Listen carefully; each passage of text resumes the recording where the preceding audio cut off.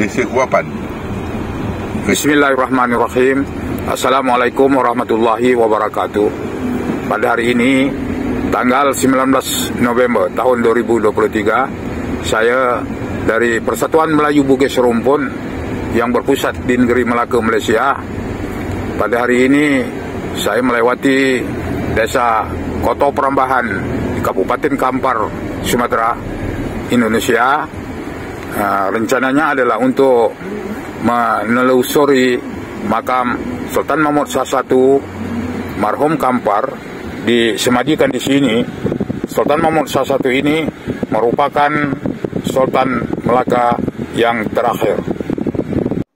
Saya anggap pada hari ini satu hari yang sangat bersejarah, kerana saya berpeluang menziarahi makam Sultan Mahmud I marhum Kampar, merupakan Sultan Melaka yang terakhir dimakamkan di sini pada tahun 1528 Masehi.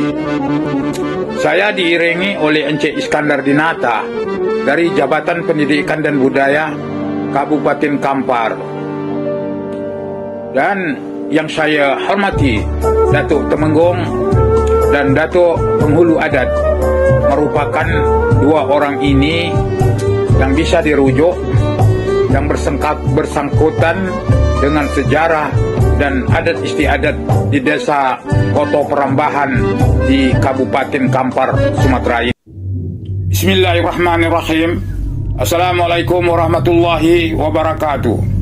Pada hari ini, tanggal 19 November tahun 2023, saya dari Persatuan Melayu Bugis Rumpun yang berpusat di negeri Melaka, Malaysia, menziarahi makam Sultan Mahmud I marhum Kampar, merupakan Sultan Melaka yang terakhir. Sekarang saya berada di Koto Perambahan, Kabupaten Kampar, Riau, Sumatera. Bersama-sama saya pada hari ini ialah tim dari Jabatan Pendidikan dan Budaya Kampar, Datuk Temenggung, Datuk Penghulu Adat, dan Kepala Desa Koto Perambahan, dan di sini menempatkan makam Sultan Mahmud I marhum Kampar. Sebelum dilanjutkan bicara, terlebih dulu saya ingin menerangkan serba ringkas tentang rintetan dan perjalanan panjang Sultan Mahmud I, Sultan Melaka yang terakhir ini. Setelah Melaka tewas oleh Portugis dalam tahun 1511, maka Sultan Mahmud I berserta bala tenteranya, ahli keluarganya telah meninggalkan Melaka dengan kumpulan masing-masing.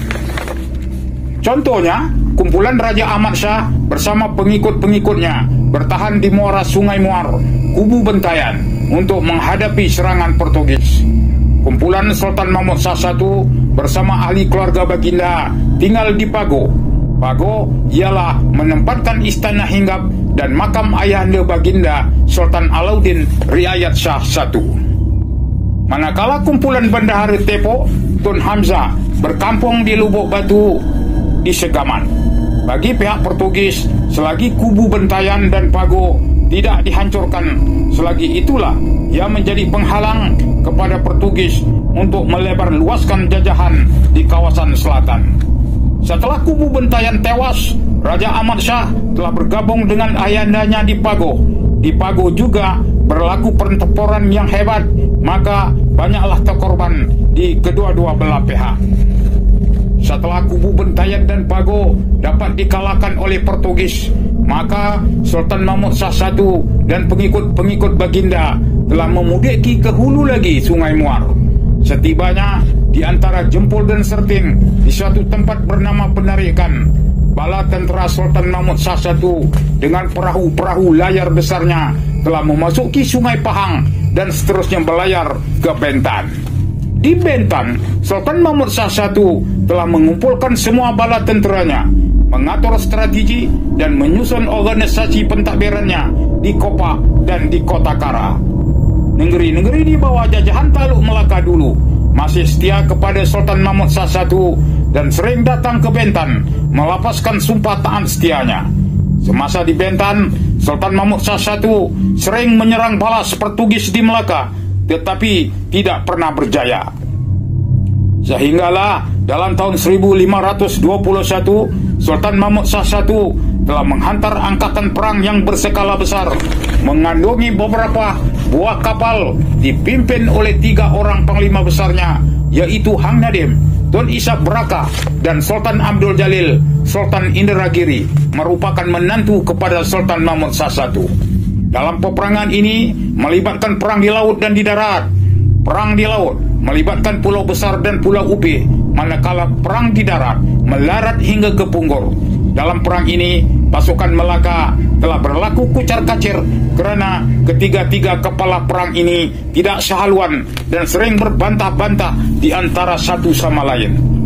Perkara ini telah didengar oleh Sultan Mahmud Shah I di Bentan, dan Baginda mengarahkan pasukan ini pulang segera ke Bentan.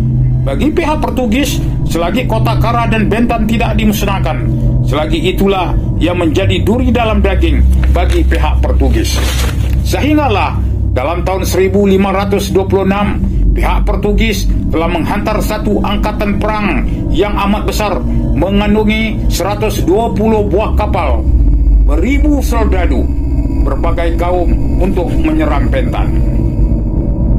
Pasukan Portugis ini dipimpin oleh panglima perangnya bernama Pedro Macarnes. Dalam perang ini, Portugis telah menyerang Bentan, maka berlakulah pertempuran yang amat hebat.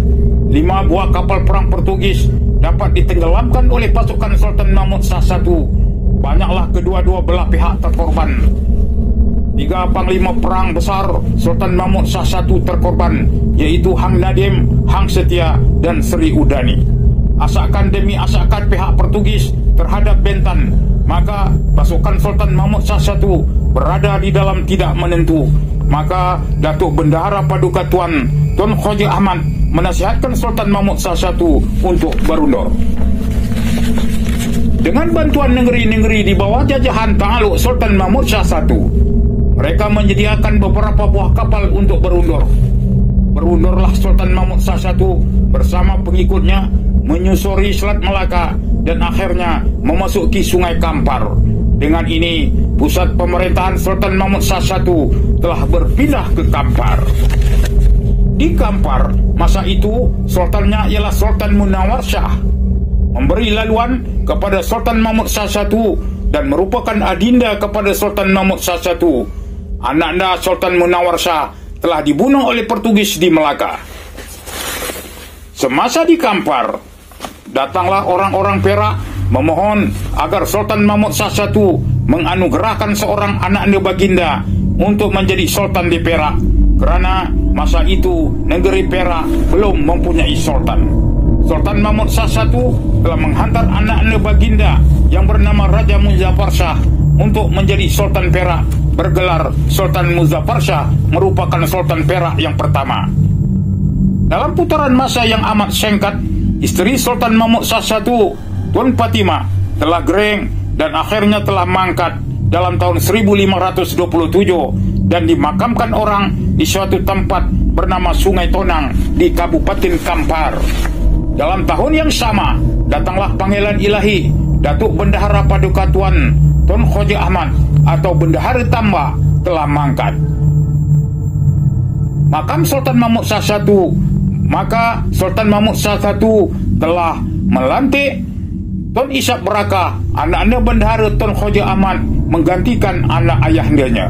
Setelah kedua-dua orang kesayangan Sultan Mahmud Shah I ini mangkat, maka Sultan berada di dalam hati yang lara dan kesedihan yang berpanjangan. Hinggalah dalam tahun 1528, Sultan Mahmud Shah I telah gering dan mangkat di Kampar. Adat raja-raja Melayu, jika raja yang mangkat, maka raja jugalah yang menanam. Maka Datuk Bendahara Tun Ishak Braka telah melantik Raja Alauddin, anak-anak Sultan Mahmud Shah I, dari perut bondanya Tun Fatimah menjadi Sultan. Bergelarlah ia Sultan Alauddin Riayat Shah II. Akhirnya Sultan Alauddin Riayat Shah II ini bersama seluruh rakyat jelata telah berpindah ke Johor Lama, membuka negeri di kota tinggi Johor Lama di suatu tempat bernama Kota Sayong dalam tahun 1528. Merupakan Sultan Johor yang pertama. Sekarang saya berada di makam yang cemerlang, makam Sultan Mahmud Shah I marhum Kampar, merupakan Sultan Melaka yang terakhir. Bersemadilah di sini, wahai hamba Allah yang terpilih. Amin ya rabbal alamin. Sekarang saya berada di Istana Kerajaan Kesultanan Kampar. Di tapak istana inilah dibina istana asal zaman Sultan Mahmud Shah I marhum Kampar, yang berpindah ke sini dalam tahun 1526 setelah Bentan dikalahkan oleh Portugis. Istana ini dibina semula menyerupai bentuk asal, menggambarkan tentang kehebatan Sultan Munawar Shah, adinda Sultan Mahmud Shah I, memberi laluan kepada Sultan Mahmud Shah I menjalankan pentadbiran daripada Bentan ke Kampar. Ada kayu. Jadi sebenarnya dibentuk sesuai dengan kayu awal.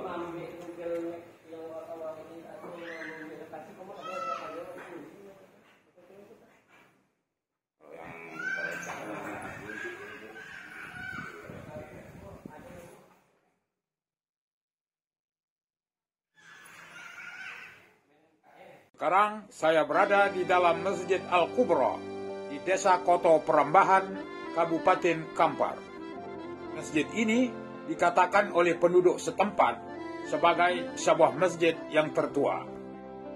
Dikatakan di tapak Masjid Al-Kubra inilah tertegaknya masjid asal di zaman Sultan Mahmud Shah I marhum Kampar, merupakan Sultan Melaka yang terakhir. Keseluruhan pembinaan masjid ini menggunakan kayu.